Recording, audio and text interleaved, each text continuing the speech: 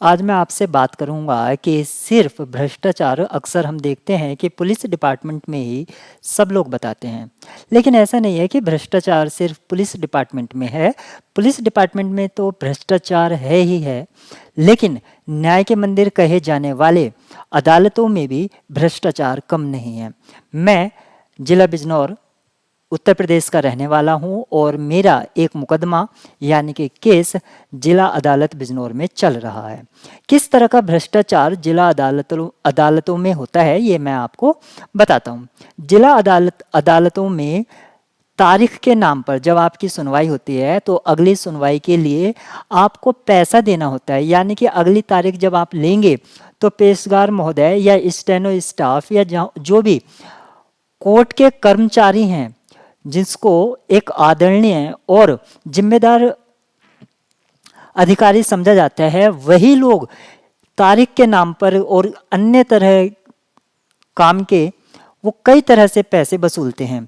किसी से 100 लिए, किसी से 200 लिए, किसी से 500 लिए।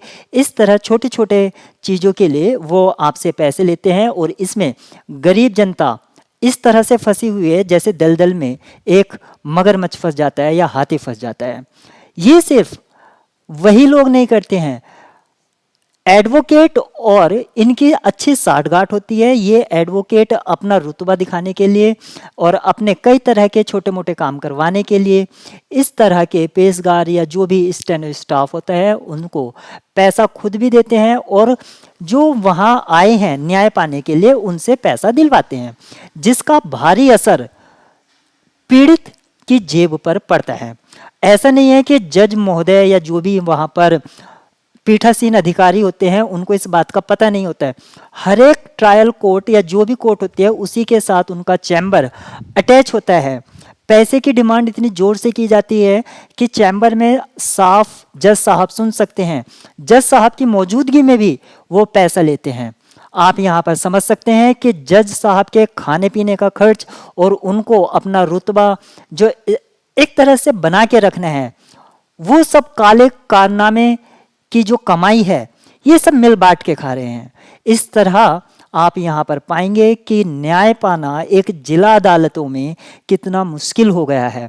मैं ये नहीं कह रहा हूँ कि सभी पीठासीन अधिकारी या जज साहब ऐसे भ्रष्ट हैं, लेकिन ज़्यादातर मामलों में देखा जाता है कि उनके नीचे के जो अधिकारी हैं, जो कोर्ट के जिम्मेदार व्यक्ति होते हैं, वो इन तरह की गतिविधियों में लिप्त हैं और इसका भारी हर्जाना जो पीड़ित व्यक्ति है, जिसको वो ये समझ के जाता है कि न्याय के मंदिर में मुझे इंसाफ मिलेगा, उसको नहीं मिलता है और बेबस होके वो पैसे देता है कि आज नहीं तो कल मुझे इंसाफ मिलेगा और इसी आस में उसका जीवन और समय दोनों बर्बाद होता है।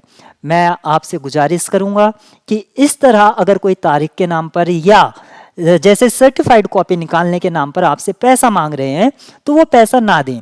जो भी सरकारी कीमत है, जैसे कि सर्टिफाइड कॉपी की कीमत लगभग 4 रुपये या 5 रुपये एक पेज की होती है, सिर्फ वही दें। लेकिन ये लोग सर्टिफाइड कॉपी निकालने के नाम पर कोई 100 ले रहा है, कोई 200 ले रहा है, कोई 300 ले रहा है। आप एक एफआईआर की कॉपी सर्टिफाइड कॉपी निकाल लीजिए, उसी के आप गरीब जनता से 200 400 500 रुपये ये लोग ले लेते हैं, जो कि जायज़ नहीं है। यहाँ तक कि जो पीड़ित व्यक्ति है उसकी ठीक से सुनवाई भी नहीं करते हैं जज साहब, और जो वकील साहब होते हैं वो अदालतों में आते हैं, हाजिरी लगवाएंगे और केस को इस तरह से लंबा खींचते जाते हैं कि जिसका कोई तोड़ नहीं है। हम उन पर भी मुकदमा करने की सोच सकते हैं, लेकिन इससे लोग यही सोचते हैं कि काश मेरा केस ना बिगड़ जाए, वकील महोदय नाराज हो जाएं। इसलिए वो व्यक्ति डरते डरते ये सारे घिनौने कामों में, जो अदालत के घिनौने काम हैं, उसमें लगा रहता है और न्याय के लिए आवाज़ भी नहीं उठाता है। क्योंकि आवाज़ उठाने के लिए कोर्ट में केस करना पड़ेगा, कोर्ट केस लड़ने के लिए आपको जाना पड़ेगा, उसमें पैसा लगाना पड़ेगा।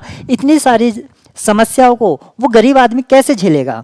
यहाँ तक कि किसी भी अदालत में जो फ्री विधिक सलाह या एडवोकेट उपलब्ध कराया जाता है, उसका अगर आप रेशियो देखेंगे तो 1% भी नहीं मिलेगा।